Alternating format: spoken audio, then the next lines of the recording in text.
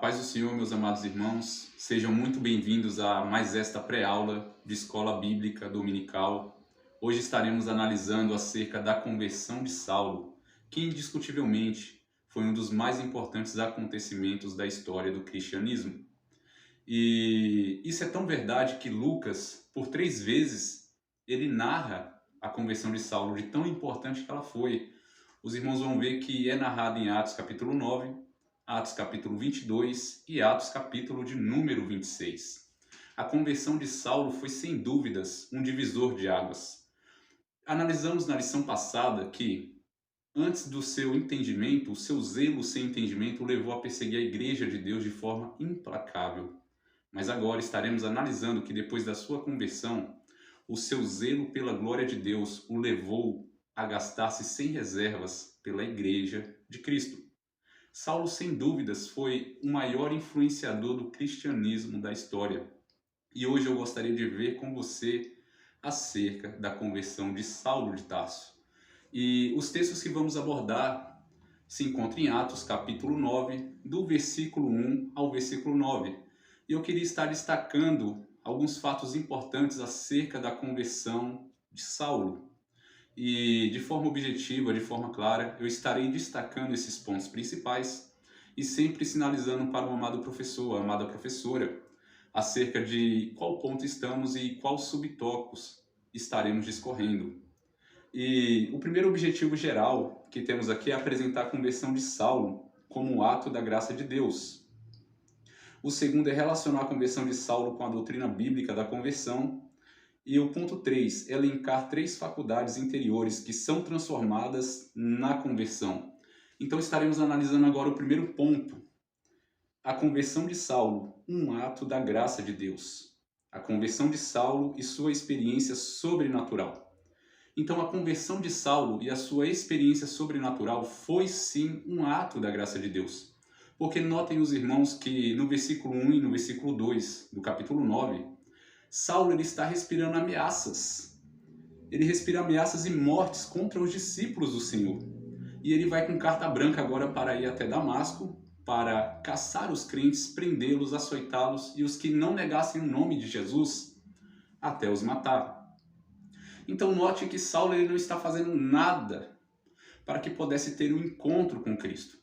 E esse encontro sobrenatural, no qual Saulo é cercado de um resplendor de luz, que a Bíblia vai narrar no capítulo 26, que era mais forte do que o sol ao meio-dia, esta luz. E ele é jogado para o chão e ouve uma voz que diz: Saulo, Saulo, por que me persegues? Então, a conversão de Saulo e a sua experiência sobrenatural não foi algo que ele estava procurando. Isso foi a graça de Deus. Jesus graciosamente se manifesta a ele. E graça, quando tratamos de graça, fala de algo que não merecemos. E foi justamente isso que aconteceu com Saulo. E note que não só Saulo, mas ele é um reflexo de toda a humanidade. Ninguém merece a graça de Deus, ou o que Deus nos deu graciosamente, que é a sua salvação. Ele nos deu de graça algo que não merecemos. Assim como Paulo teve esse encontro com Cristo, nós também um dia tivemos esse encontro com Cristo. E se você não teve, a minha oração é para que você possa ter esse encontro com Cristo. Mas notem vocês ainda que foi pelo fato de Cristo não desistir de Saulo, ou porque Cristo ele persistiu, que Saulo veio a se converter. Por que eu digo isso? Porque é um erro pensarmos que Cristo só começou a trabalhar na vida de Saulo ali no caminho de Damasco, ou que Saulo foi convertido repentinamente. Achar que Saulo foi convertido somente naquele momento, de forma repentina, no momento em que Cristo bradou ali, ele se converteu e foi repentino, é um erro. E por que eu digo isso? E que eu digo que Cristo persistiu? É pelas próprias palavras do Criador faladas a Saulo. Notem comigo no versículo de número 5, o que Jesus ainda diz. Quando Saulo pergunta: quem és, Senhor? E disse o Senhor: eu sou Jesus, a quem tu persegues. Duro é para ti recalcitrar contra os aguilhões. O que significa recalcitrar? Recalcitrar significa resistir, significa confrontar. Jesus compara Saulo a um boi bravo, que recalcitrava contra os aguilhões, que dava coice. E aguilhão é uma lonça com a ponta aguda, que se usava para espetar os bois para que eles puxassem o arado. Então Jesus compara Saulo com um boi bravo e que ele estava dando coice nesses aguilhões. E Jesus fala, dura coisa é para te fazer isso. Por quê? Porque só quem estava sofrendo era Saulo. Aquele que resiste à vontade de Deus, o único que sofre é ele. Aquele que confronta o Criador, o único que vai sofrer é este que está confrontando o Criador. Você já viu você já viu o pó confrontar o vento? Ainda que seja contra a vontade do pó, o pó vai fazer o que o vento designa. Mas, então perceba comigo que dentro das palavras do nosso Senhor Jesus Cristo, ele não começou a trabalhar na vida de Saulo somente no caminho de Damasco. Mas notem comigo quando Saulo, no capítulo 8, que ele estava ali consentindo no apedrejamento de Estevão. E quando Estevão, com um rosto de anjo, ora e pede para que o Senhor Jesus, no momento em que está sendo apedrejado, perdoe os seus ofensores, ali foi Cristo ferroando a consciência de Saulo. E esta oração de Estevão ficou latejando ainda na alma de Saulo, como Cristo ferroando a consciência dele constantemente. Mas não só isso. Cada cristão que Saulo jogava na prisão, que Saulo açoitava e falava para negar Cristo, e não negava Cristo, e esses cristãos iam até o martírio, chegavam a morrer por consentimento ou diretamente por conta de Saulo. E esses cristãos, eles morriam muitas das vezes glorificando o Senhor Jesus Cristo. Era uma forma de Jesus ferroar a consciência desse touro bravo. Mas só que, mesmo com essas ferroadas, mesmo com o trabalhar do Criador, esse touro não quis ser amansado. Então é justamente no caminho de Damasco, quando ele está indo perseguir os cristãos que fugiram para Damasco por conta da primeira perseguição que estudamos na aula passada. Então Cristo brada dos altos céus, derruba este touro bravo e subjuga-o totalmente, como vemos aqui no versículo de números 5 e 6. Então, por conta da dureza de coração de Saulo, Jesus teve que intervir pessoalmente e evangelizá-lo. E o joga ao chão. Esse touro bravo agora se torna um cordeirinho manso, mas por causa do ato da graça de Deus. Então note que não é diferente nos dias de hoje. A conversão não é repentina. Tem todo um processo, todo um trabalhar de Deus na pessoa do Espírito Santo. Eu me aprofundarei mais acerca disto nos próximos pontos. Eu quero ver com você agora o ponto 2 do primeiro tópico ainda. Note vocês que, ainda falando que a conversão é um ato da graça de Deus, é um ato da graça de Deus porque não foi Saulo que teve a iniciativa de ir até Jesus. Mas ao contrário, como diz o nosso ponto 2 do primeiro tópico, a iniciativa de Jesus para transformar a mente de Saulo. Saulo, como vemos no versículo 1 e 2, ele está indo a Damasco respirando ameaça e morte contra os discípulos de Cristo. E como vemos a seguir, ele estava perseguindo o próprio Cristo, porque este fala, por que me persegues? Então você perceba que Saulo, ele não estava buscando a Cristo, mas Cristo estava o buscando para salvá-lo. Note você ainda que Saulo, ele não clama por Jesus, ou pelo nome de Jesus. Mas note você que Jesus chama Saulo pelo nome. Então, a conversão, ela é um ato da graça de Deus. Porque Cristo graciosamente se revela a Saulo sem este merecer. Sem este ter nenhum mérito, ter feito nada para merecer isso. E Cristo se revela a ele. E é através daí que acontece a conversão de Saulo. Por causa deste encontro com Cristo. Mas note você que não foi por algum mérito de Saulo. A iniciativa foi de Cristo, não foi de Saulo. Porque Saulo não tinha mérito algum para merecer isso. Saulo era um assassino. Saulo ele foi um perseguidor implacável da igreja. Saulo ele era cruel, truculento, pelo seu zelo sem entendimento. Então, ele não tinha mérito nenhum para receber isso. Isso fala de graça. Então, apesar dos seus deméritos, Cristo graciosamente se revelou a este homem. Não se engane você, nós não temos méritos nenhum diante de Deus. Não foi por algo que fizemos a Deus que Ele se revelou para mim e para você.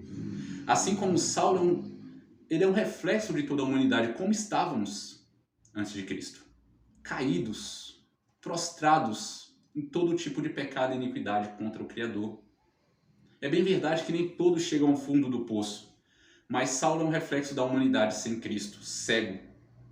Uma humanidade que não busca Deus, mas é o próprio Criador que busca a humanidade caída para se relacionar com Ele, para se redimir no caminho que Ele determinou, o qual é Cristo Jesus. Mas perceba você então, e para frisar isso que eu estou dizendo, nenhum ser humano tem méritos diante de Deus, e não é pelos méritos que Deus nos salva. Isaías, capítulo 64, versículo de número 6, vai falar que a melhor justiça do homem são como trapos sujos diante de Deus. Deus, ele é totalmente outro ser. Lembre-se que só o ato de cobiçar a mulher do teu próximo, Jesus disse, já adulterou, você já tem adulterado. O fato de invejar o que o teu próximo tem e por aí vai. O ser humano caído, a melhor justiça dele para Deus é como trapos sujos. Então note você também que apesar dos nossos deméritos, Deus graciosamente tem nos dado a salvação, sem que haja nenhum mérito em nós. E eu queria ainda salientar isso com vocês, ainda nesse ponto 2, citando mais uma referência, capítulo de número 3 da carta a Tito, de Paulo, versículo de número 4 e 5. Paulo fala que quando se manifestou a benignidade de Deus, a salvação e o amor de Deus aos homens, vai falar que não foi pelas obras de justiça que houvéssemos feito, não foi pelos nossos méritos que se manifestou a bondade de Deus, a sua benignidade, a sua salvação para a humanidade. Mas lá fala que foi segundo as suas misericórdias. Ele nos salvou pelo lavar regenerador e renovador do Espírito Santo, que ele derramou, e aí o versículo 6, que ele derramou abundantemente em Cristo Jesus, no qual é o único que há a redenção. Então note vocês que apesar dos nossos deméritos, Deus graciosamente tem nos dado a salvação e essa condição de nos converter a Ele, de voltarmos para Ele. E para enfatizar melhor essa questão que eu estou dizendo a você, eu queria convidá-lo aí agora para o terceiro tópico, o terceiro subtópico do primeiro tópico, que fala que a graça salvadora se manifestou a Saulo. Eu queria agora colocar aqui um ponto mais contundente. A graça é a causa da salvação e da conversão do pecador, porque sem a graça não nos converteríamos. E para salientar de forma melhor, eu queria citar e fazer jus à passagem que se encontra aqui na revistinha, capítulo 2 de Efésios, versículo 8. Lá diz, porque pela graça sois salvos, por meio da fé, e isso não vem de vós, é dom de Deus. Então note que Paulo ele tem todo o cuidado de deixar claro que a causa da salvação não é a fé. Note aí que o meio pelo qual eu e você recebemos a salvação é a fé, mas a causa da salvação é a graça. Vós sois salvos pela graça, a graça é a causa. Na salvação não tem minha participação e não tem sua participação para sermos salvos. Deus não precisa da minha ajuda para me salvar. Não precisa de Deus fazer algo e eu fazer mais alguma coisa para acrescentar no plano da salvação. Deus já arquitetou, executou e aplica em nossos corações. Eu não ajudo Deus a me salvar. Note que quando Saulo fala pela graça sois salvos, ele está deixando claro que a causa da salvação é a graça.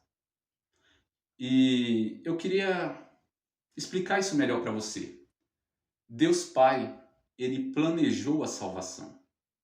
Deus Filho é aquele que executa o plano da salvação quando ele vem, se faz carne e na cruz do Calvário ele morre por todos os pecadores. E o Deus Espírito Santo é aquele que aplica essa salvação, esse plano eterno em nossos corações, como ele fez no coração de Saulo. Tem uns que não creem que o Espírito Santo ali estava convencendo Saulo, mas eu não tenho dúvidas disso à luz da Bíblia. Quando Cristo brada a Saulo, o próprio Espírito Santo está convencendo Saulo. Porque em João capítulo 16, versículo de número 13, Jesus falou que o Espírito Santo era ele quem convenceria o mundo do pecado, da justiça e do juízo. Do pecado porque não criam em Jesus. É o Espírito Santo quem convence o homem do pecado, da incredulidade. É quem aplica em nossos corações este plano eterno de Deus. Foi o Espírito Santo que aplicou no coração de Paulo que Jesus, de fato, é o Filho de Deus. E se você crê na palavra de Deus, se você crê que Jesus é o Filho de Deus, assim como eu creio, não tenha dúvida que isso é porque o Espírito Santo aplicou em nossos corações essa verdade eterna. É necessário esse convencimento do Espírito Santo para que uma pessoa venha a ter esse entendimento de que Jesus é o Filho de Deus e crê na palavra de Deus. É interessante que o meio pelo qual recebemos a salvação também não vem de nós, não podemos nos gloriar, porque a fé é o meio pelo qual eu e você aceitamos a salvação de Deus. Mas isso não vem de nós, é dom de Deus. A única coisa que cabe a mim e a você é receber esta salvação que Deus está nos dando, mediante o seu Filho e aplicando em nossos corações o Espírito Santo. A condição de Saulo é o que estaremos discorrendo no próximo ponto, com mais detalhes. No momento em que o Espírito Santo aplica, nos dá a condição de escolher entre a vida e a morte. Neste momento, cabe a mim e a você aceitar ou rejeitar. Ou você recebe, ou você rejeita. Mas nós não fazemos nada para nos salvar. O plano de Deus é eterno. Ele aplica em nossos corações. E só cabe a nós receber ou recusar. Mas eu gostaria de ver ainda com vocês a luz da vida de Saulo. No ponto 2, Saulo e a doutrina bíblica da conversão. Aqui vai falar que a conversão começa no arrependimento. De fato, o arrependimento ele é um meio da conversão. E não só o arrependimento, mas aí entra o crer também. Mas eu já explico melhor. Em Marcos, capítulo 1, versículo 15, Jesus fala: arrependei-vos e credes no Evangelho. Sem arrependimento não há conversão. É necessário que a pessoa se arrependa para que venha a ter uma genuína conversão. Mas não só se arrepender. Aquela fé que o Espírito Santo aplicou em seu coração e em meu coração é necessário exercer. Você deve se arrepender, mas crer no Filho de Deus. Exercer a fé, este dom que Deus te deu, a fé salvífica, para você crer no Filho de Deus. Então, o arrependimento ele é um meio para a conversão, que não pode faltar, assim como crer no Filho de Deus. O Espírito Santo ele vai nos dar condição, assim como deu a Saulo, de escolher entre a vida e a morte. Eu estarei vendo uns textos com você agora de Atos. Como se deu isso? Como eu sei que Paulo se arrependeu? Porque note que o arrependimento fala aqui de tristeza pelo pecado. Mas também eu posso trazer o outro termo do arrependimento, que é você não continuar no mesmo caminho. É você dar meia volta do caminho que você estava indo. E notem comigo agora que Saulo ele estava indo perseguir os cristãos em Damasco. Mas quando ele tem um encontro com Cristo, que ele tem um aclareamento espiritual, que agora ele tem condição de escolher. A Bíblia vai dizer que ele chama o Senhor Jesus de Senhor, aquele a quem ele perseguia antes, agora chama de Senhor. E ele pergunta a Jesus: o que queres que eu faça? Então perceba você uma mudança. O arrependimento fala de mudança. O arrependimento fala de você deixar de fazer o que estava fazendo de errado. Confessar é que nem diz Provérbios 29:11. Aquele que confessa e deixa. Isso fala de arrependimento. E vemos isso ilustrado na vida de Paulo. Ele não continua mais no mesmo caminho de perseguir os cristãos. Mas agora ele se torna um servo de Jesus Cristo para fazer a sua vontade. Ele pergunta a Jesus: o que queres que eu faça? E ele obedece Jesus. Mas veja comigo ainda, no segundo subtópico do segundo ponto, a conversão de Saulo promoveu uma transformação pessoal. Eu destaquei aqui depois da referência 9.3, que está entre parênteses. Essa experiência sobrenatural e impactante o fez indagar ao Cristo ressuscitado sobre o que deveria fazer, que foi o que acabamos de destacar. O fato de que verdadeiramente Saulo se arrependeu, e não só se arrependeu, mas ele creu em Cristo, foi porque ele chama Cristo de Senhor. Isso vocês podem confirmar aí no versículo 6. Ele disse Senhor e pergunta o que queres que faça. Mas não fica só na pergunta. Jesus ordena o que ele tem que fazer e ele faz. Isso mostra o verdadeiro arrependimento, que é mudar de direção e crer no Filho de Deus. Quer fazer o que o Filho de Deus delega. A verdadeira conversão é aquela que a pessoa ela é transformada. Isso é notório porque ele vive a palavra de Deus. Ele não anda mais como andava antigamente. E agora eu queria destacar algo aqui no terceiro subtópico, do segundo ponto, que é o que o pastor Elianai coloca aqui. A conversão faz parte da doutrina bíblica da salvação. Depois da referência a 1 Coríntios capítulo 15, do versículo 8 ao 10, os irmãos vão ver escrito assim: Como vimos, a verdadeira conversão é a que nasce da tristeza para com o pecado, e o reconhecimento de que o homem precisa dar meia volta para Deus. É o Espírito Santo quem cria, quem te possibilita ter esse entendimento. E aí é onde você tem que fazer a escolha. Você vai receber a salvação e dar meia volta para receber o Filho de Deus e se relacionar com Deus, ou você vai dizer não. Mas continuando um pouco mais abaixo, vai falar, como obra de Deus, a conversão ela é uma manifestação externa da regeneração operada pelo Espírito no interior do homem. Em outras palavras, a conversão ela é algo que acontece visivelmente para vermos com os olhos, mas é fruto, é resultado de uma obra operada interna, da obra operada pelo Espírito Santo no nosso interior. Então, a conversão para fins didáticos é a manifestação interna, da obra interna, da regeneração que o Espírito Santo opera em todo aquele que recebe o Filho de Deus como Salvador. Agora eu queria ver com vocês o ponto de número 3. As 3 faculdades interiores transformadas na conversão. Aqui vai falar da faculdade intelectual, no ponto 2, da faculdade das emoções, e no ponto 3, faculdade da vontade, que é o que aconteceu com o apóstolo Paulo. Foi movido tanto a sua faculdade intelectual, a sua faculdade das emoções e a sua faculdade da vontade. Mas aqui eu quero destacar algo para vocês. Note que Jesus, ele podia ter esmagado Paulo, mas ele não esmaga Paulo, ele somente joga Paulo no chão. Jesus ele simplesmente pergunta, Saulo, Saulo, por que me persegues? Jesus ele não viola a personalidade de Saulo. E eu quero que isso fique muito bem claro. Jesus ele não força Saulo a aceitá-lo. Naquele momento em que a obra do Espírito Santo é operada na vida de Saulo, que Cristo graciosamente se manifesta a ele, que o Espírito Santo o convence do pecado, que o Espírito Santo dá condição para Saulo de escolher em servir a Deus mediante o Filho ou não. Cristo não forçou, Cristo apela para a razão de Saulo. E de Saulo, Saulo, por que me persegue?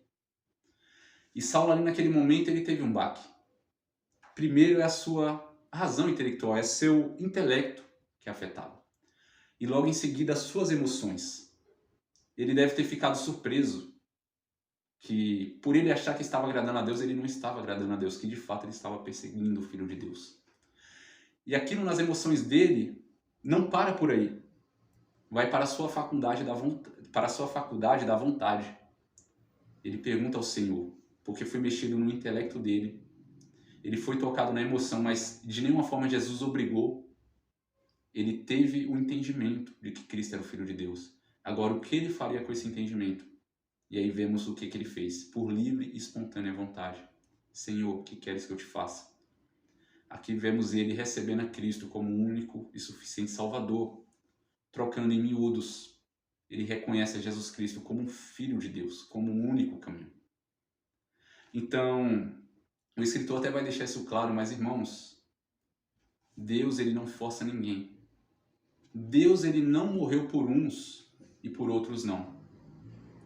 Em João 3,16 vai falar que ele amou o mundo de tal maneira que ele deu o seu Filho. Em Tito 2,11 vai falar que a graça de Deus, a salvação, se há manifestado a todos os homens. A salvação que é uma obra exclusiva para Deus. Deus executou através do Filho na cruz do Calvário para todos. Para todos aqueles que receberam o Senhor Jesus Cristo como único e suficiente Salvador, não vinha a perecer, mas ter a vida eterna. Jesus é a expressão máxima da graça de Deus. Eu e você não merecíamos Jesus. Eu e você não merecíamos o que Cristo fez por nós. Eu e você e toda a humanidade merecíamos o inferno. Mas a misericórdia de Deus não nos dá o que nós merecemos. A misericórdia de Deus é isso, é não dar a você e a mim o que nós merecíamos, que era o inferno. E a graça de Deus é nos dar o que não merecíamos, que é a salvação em Cristo Jesus. E agora eu queria ilustrar esses 3 pontos de forma objetiva e direta para os irmãos, de uma pessoa que pega uma condução para o lugar errado.